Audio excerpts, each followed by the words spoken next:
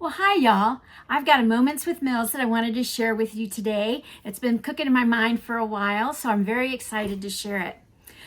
It's about anxiety and it's about airplanes. So, my question to you is does anxiety or any of those negative feelings, negative thoughts kind of like attack you, weigh you down?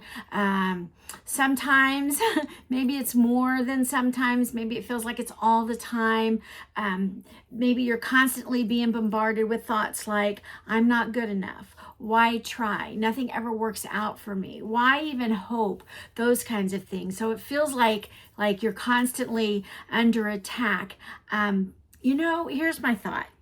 There's so many things in our world that we do not have control over. We don't have control over where we were born, when we were born. We don't have control over who our parents are. We don't have control over what the weather does or does not do. So many things that we don't have control over. But one of the things that we do have control over is we get to pick what we ponder. And Max Lucado has a great analogy. He's an author, has a great analogy where you are the air traffic controller of your mental airport. You get to direct the mental traffic of your world. Thoughts circling above you, good and bad, some of them coming, some of them going. If one of them lands, it's because you gave them permission. If one takes off, it's because you told it to do so, right? So think about that for a moment. I want you to think about this proverb that says, be careful what you think because your thoughts run your life. And when you start to think about that is really, really true. For years and years, I've told students, garbage in, garbage out, GIGO, right? Or what goes down in the well comes up in the bucket.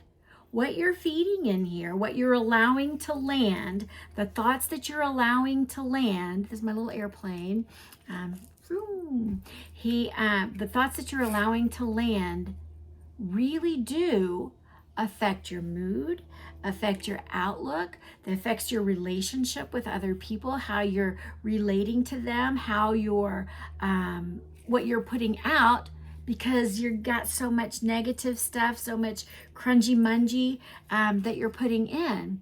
So what if you did something different? Like, how can you sow happiness tomorrow? Start working on it for today, like keeping a gratitude journal, writing down every night before you go to bed or in the morning, what are 3 things that you're grateful for? The power behind focusing on those things is incredible. Remember, garbage in, garbage out. So focusing on those good things. What if you limited your time with the people who are kind of negative that you were around and spent your time more around encouraging people?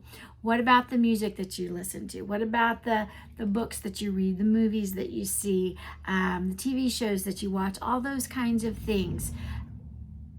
Start sowing habits that will create happiness, good things. Or you can just be miserable and you can continue to think about your regrets. You can beat yourself up with that. You can assume the worst about everything. You can keep putting those yucky thoughts down in the well so that they then come up in the bucket.